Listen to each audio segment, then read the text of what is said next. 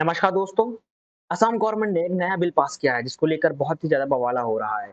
ये जो बिल है ये मुस्लिम मैरिज एंड डिवोर्स एक्ट है। क्या है पूरी इन्फॉर्मेशन चलिए इस पे बात कर लेते हैं।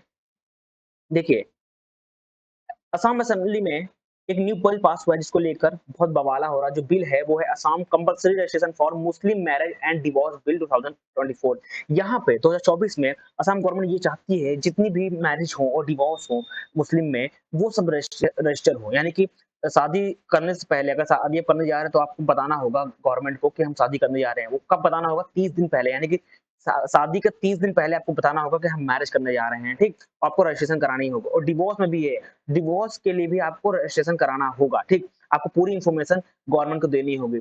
अब ये जो बिल है ये डिजाइन किया गया है बेसिकली जो इश्यू फेस कर रहे थे जैसे कि child marriage, marriage without mutual consent and polygamy. Polygamy की मतलब होता है कि एक पर्सन एक से ज्यादा वाइफ के साथ मतलब एक लड़की के साथ शादी कर सकता है एट अ टाइम, ठीक? इसको लेकर यहाँ पे बवाल आ रहा था, इसीलिए इस बिल को लाया गया, ठीक? अब ये जो बिल है, ये बिल को रिप्लेस किया जा रहा है ओल्ड बिल जो 1935 में पास हुआ था, ठीक? अब 1935 में कौन क्या एक्ट था? चलिए उससे बात कर लेते हैं सबसे पहले। देखिए, तो 1935 में जो एक्ट था, वो था मुस्लिम marriage and divorce registration act 1935। इसमें बेसिकली कुछ हार्मफुल प्रैक्टिस है जैसे कि अगर चाइल्ड मैरिज थी, ठीक? ये यहाँ पे क्या हो रहा था कि म्यूचुअल कंसर्न नहीं हो रहा था बोथ द पार्टीज, यानी कि लड़का और लड़की में कोई भी म्यूचुअल कंसर्न नहीं हो रहा था, बिना उसके परमिशन के यहाँ पे शादियाँ हो रही थी, ठीक? तो गवर्नमेंट ने इस बेसिकली इस लॉ को आउटडेटेड बोल के इसको रद्द कर दिया है और अब न्यू बिल पास असेंबली में आया है जिसको लेकर बहुत ज्यादा बवाला हो रहा है। यहाँ पे क्या है न्यू बिल में कि आपको रजिस्ट्रेशन कराना होगा of Muslim marriage and divorce bill 2024 में, ठीक? अब यहाँ पे क्या है, यहाँ पे सिनेरियो ये है कि जो लड़की की एज है, पहले क्या होता था जो इस एक्ट में 1935 एक्ट में क्या होता था कि लड़की का 18 साल एज नहीं तब भी वहाँ पे शादी हो जाती थी, मतलब चाइल्ड मैरिज हो जाती थी और लड़की के बिना परमिशन के भी वहाँ पे शादी हो रही थी। बट अब जो नया बिल इंप्लीमेंट हुआ है अ, असम असेंबली में, उसमें बिल के अंदर क्या है सबसे पहले बात करते हैं। सबसे पहले क्या है, पहली चीज एज रिक्वायरमेंट। यहाँ पे एज रिक्वायरमेंट मस्ट है, यानी कि महिला की एज 18 साल की होनी चाहिए और जो मेन मैन की जो आदमी की जो एज होनी चाहिए वो एटलीस्ट 21 ईयर होनी चाहिए, ठीक? जो कि ये 1935 एक्ट में नहीं था। सेकंड चीज कंसर्न, यानी कि बोथ पीपल की एग्री होना जरूरी है, यानी कि जब शादी दोनों पर्सन कर रहे हैं तो दोनों का एग्री होना जरूरी था।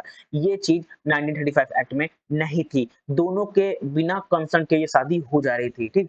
तीसरी चीज क्या है, रेजिडेंसी रिक्वायरमेंट। अब यहाँ पे एक चीज आ गई है रेजिडेंसी रिक्वायरमेंट। यहाँ पे क्या है कि जो बंदा जो फैमिली शादी करने जा रही है, ठीक? किसी लड़का या लड़की के साथ, तो उसको 30 दिन शादी के पहले अ, डिस्ट्रिक्ट में होना चाहिए, यानी कि शादी के 30 दिन पहले सबसे पहले वो रजिस्ट्रार के पास जाए कि हम शादी करने जा रहे हैं, वो 30 दिन उस डिस्ट्रिक्ट में प्रेजेंट होने चाहिए, ठीक?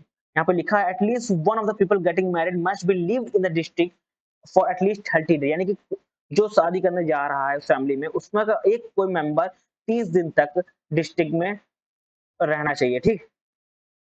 Before the marriage can be registered.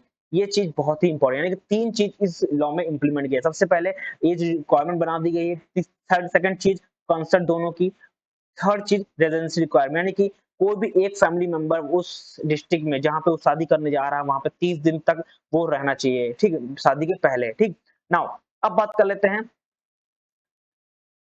देखिए, अब बात करें रजिस्ट्रेशन प्रोसेस क्या है। देखिए, अब रजिस्ट्रेशन प्रोसेस ये है कि the couple need to inform marriage and divorce registration about their intention to marry at least 30 day before the wedding, यानी कि शादी के पहले 30 दिन पहले आपको बताना होगा कि आप शादी करने जा रहे हैं या डिवोर्स लेने जा रहे हैं। दोनों के लिए 30 दिन पहले, यानी कि शादी के 30 दिन पहले और डिवोर्स के 30 दिन पहले आपको गवर्नमेंट को इन्फॉर्मेशन देनी होगी कि आप शादी करने जा रहे हैं, ठीक? या आप डिवोर्स लेने जा रहे हैं, ठीक? दोनों की कंसर्न जरूरी है। अब यहाँ पे क्या है, वेटिंग पीरियड है। वेटिंग पीरियड में क्या होगा कि सारे जो कि ये चेक किया जाएगा जो गवर्नमेंट के एम्प्लॉइज़ वो चेक करेंगे कि जब अगर शादी होने जा रही है तो लड़का लड़की की एज 18 साल और लड़का की एज 21 साल है कि नहीं है, दोनों की कंसर्न है कि नहीं है, ठीक है? दोनों की फैमिली जो फैमिली का कोई भी एक मेंबर 30 दिन तक यहाँ पे इस डिस्ट्रिक्ट में रह रहा था कि नहीं रह रहा, कि ये सब चेक करने के बाद यहाँ पे आपकी शादी होगी। अगर यहाँ पे कुछ भी पाया जाता है कि ये अ, मिस इश्यू या मिस इन्फॉर्मेशन पाया जाता है या ये पाया जाता है कि जो लड़की है वो चाइल्ड मैरिज है या प्रोटेक्ट माइनर माइनर कैटेगरी में आती है, तो आपको यहाँ प्रॉब्लम हो सकती है। यहाँ पे आपको प्रिज़्मेंट यानी कि जेल भी हो सकती है, आपको फाइन भी देना पड़ सकता है। अब बात कर लेते हैं relationship of personal Muslim law में, ठीक? अब यहाँ पे क्या है, ये जो न्यू लॉ आया है असम के अंदर, यहाँ पे क्या है, देखिए बहुत ज़्यादा टेंशन यहाँ बढ़ गई है क्योंकि यहाँ पे जो अ, यहाँ पे क्या है, अब वैलिड मैरिज होती है, यानी कि पूरा कंसर्न यहाँ पे दिया जाएगा कि अ, लड़की 18 साल की है कि नहीं, लड़का 21 साल का है कि नहीं है, ठीक? क्योंकि 2006 में क्या हुआ था, जो सुप्रीम कोर्ट ने चाइल्ड मैरिज एक्ट को रद्द कर दिया, यानी कि चाइल्ड मैरिज को बंद ही कर दिया था, जिसको देखते तहत असम गवर्नमेंट ने ये फैसला लिया कि वो न्यू लॉ को इम्प्लीमेंट करेंगे, जहाँ जहाँ पे चाइल्ड मैरिज को पूरी तरह से बैन कर दिया जाएगा, ठीक? अभी भी कुछ कम्युनिटी ऐसी हैं जहाँ पे चाइल्ड मैरिज होती हैं, बट अब इसको लेकर असम गवर्नमेंट बहुत ज़्यादा स्ट्रिक्ट है, यहाँ पे लॉ बनाया है मुस्लिम एक्ट को 1935 को रद्द करके अपना खुद का लॉ बनाया है, जहाँ पे एज रिक्वायरमेंट होगी, कम दोनों को कंसर्न ज़रूरी होगा और रेजिडेंसी रिक्वायरमेंट यहाँ पे ज़रूरी होगी, ठीक? अब जैसे ही बिल असम असेंबली में पास हुआ तो यहाँ पे बहुत ज़्यादा लोग अपने-अपने ओपिनियन देने लगे हैं कि कुछ लोग ये बोल रहे हैं कि उस बिल को रिप्लेस करने के बजाय उसमें कुछ अपडेट किया जाए, उसको कुछ इम्प्रूव किया जाए और जो इनके फेवर में है, इस बिल के फेवर में है, तो वो बोल रहे हैं कि इस बिल से आके जो बिल आने के बाद चाइल्ड मैरिज में बहुत ज़्यादा कम हो जाएगा, यानी कि रुक ही जाएँगी पूरी तरह से और महिलाओं को कंसर्न यानी कि महिलाओं की रज़ामंदी भी यहाँ पे ज़रूरी है, ठीक? अब ये देखना होगा कि जो बिल है इसको ये बिल है कैसे इम्प्लीमेंट होता है असम के अंदर और क्या प्रॉब्लम ये फेस करते हैं। चलिए देखते हैं इसमें।